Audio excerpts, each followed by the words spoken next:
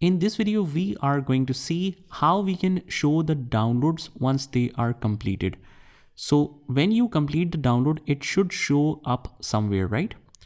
So how we can enable this if you're unable to see this on the front of the Brave browser and you just separately have to go in the downloads folder, here's what you need to do. Just go to the top right hand corner and click on this 3 dashes and go to the settings icon, and from here just scroll all the way down to the bottom where it shows you this download option.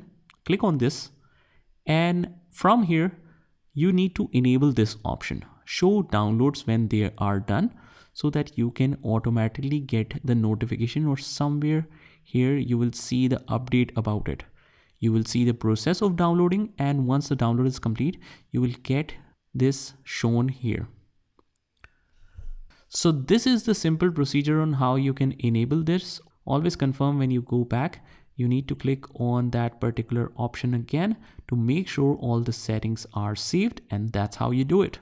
I hope you found this video helpful, and if you did, hit the like button and subscribe to our channel, and I will see you in the next one.